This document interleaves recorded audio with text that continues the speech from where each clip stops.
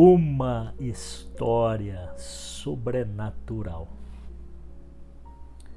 Naqueles dias foi publicado um decreto de César Augusto convocando toda a população do império para recensear-se. O primeiro recenseamento foi feito quando Quirino era governador da Síria. Todos iam alistar-se, cada um à sua própria cidade. José também subiu da Galiléia, da cidade de Nazaré para a Judéia, a cidade de Davi, chamada Belém, para ser ele da casa e família de Davi, a fim de alistar-se com Maria, sua esposa, que estava grávida. Estando eles ali, aconteceu e completaram-se os dias. No primeiro capítulo de Lucas, assim que o autor se apresenta como historiador detalhista, somos imediatamente conduzidos a um ambiente repleto de ocorrências sobrenaturais. A história do nascimento de Jesus é repleta de anjos, previsões e milagres. E quando Lucas relata esses eventos, ele não os apresenta como histórias imaginativas ou especulações poéticas, mas como eventos reais, como história. Hoje em dia está na moda buscar a verdade, mas é um tabu dizer que a encontramos. Nossa cultura nos faz acreditar que, embora seja aceitável oferecer um conceito ou uma ideia, não devemos dizer que temos certeza. É o cientificismo. Lucas era diferente. Ele não estava satisfeito com nada menos do que saber com certeza para si e para os outros. É por isso que, em meio aos acontecimentos sobrenaturais, Lucas nos fornece observações políticas, sociais, geográficas e históricas. Elas podem parecer bem banais, mas todas são importantes. Estamos vendo que todos esses eventos ocorreram em um tempo histórico real. Embora as pessoas daquela época não tivessem acesso ao Google ou a mídias sociais, elas saberiam que haviam servido como governador, por exemplo, e quando eles poderiam ter ido ao arquivo público e procurado o nome de José, por exemplo. O historiador do Evangelho não estava fornecendo uma filosofia, uma ideia, ou mesmo uma religião. Lucas, em cada palavra, em cada detalhe, deixou bem claro que a história de Jesus não existe em um vácuo.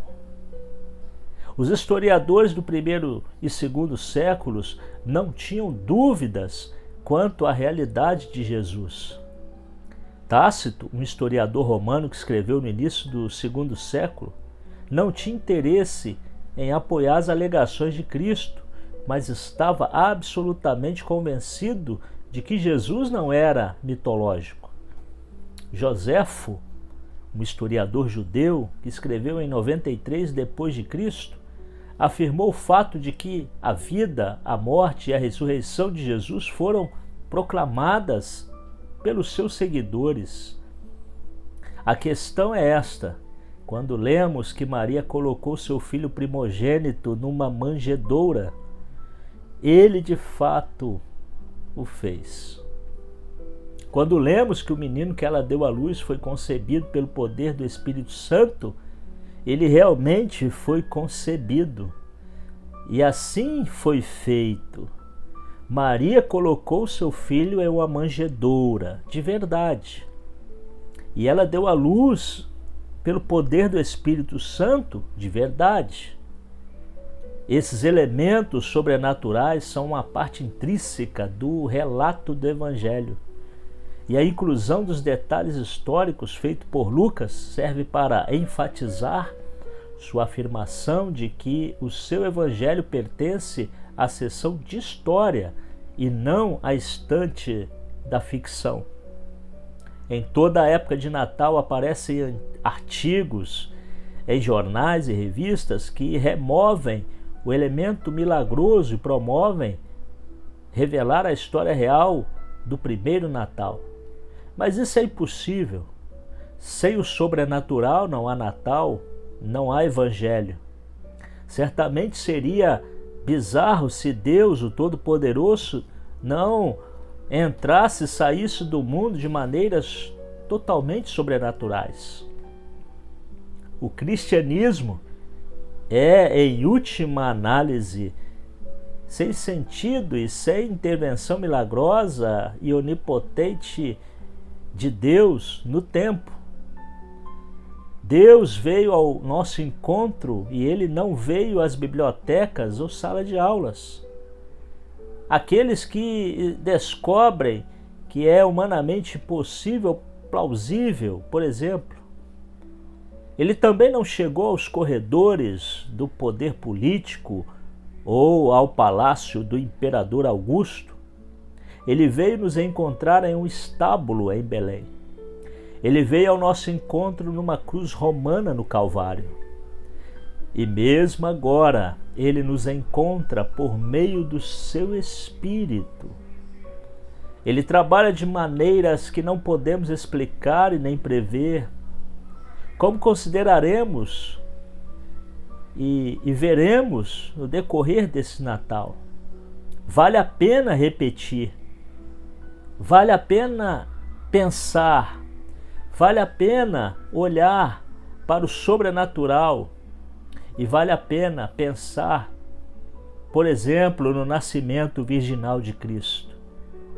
A concepção virginal, não só ela, mas também a ressurreição do túmulo, nos falam de realidades sobrenaturais e da atividade inexplicável de Deus e da possibilidade de certeza de quem Ele é e o que Ele fez. O tempo do advento é um momento maravilhoso, onde podemos considerar a obra de Deus na história, e ao fazer isso, os nossos corações serão novamente tomados pelo amor sobrenatural do Deus Trino, um amor que Ele tem por nós, e nossos olhos estarão então preparados para ver maneiras surpreendentes nas quais Deus está trabalhando dentro e ao nosso redor, de maneiras que não podemos explicar e que não previmos, mas amamos desfrutar delas e louvá-lo por elas. Eu gostaria de te perguntar se você corre algum risco de viver como se Deus não estivesse agindo sobrenaturalmente hoje. Também gostaria de te perguntar se, para você, que diferença você acha que faria em suas orações se você se lembrasse de um Deus que continua trabalhando no mundo de forma sobrenatural. Que Deus abençoe você nessas reflexões.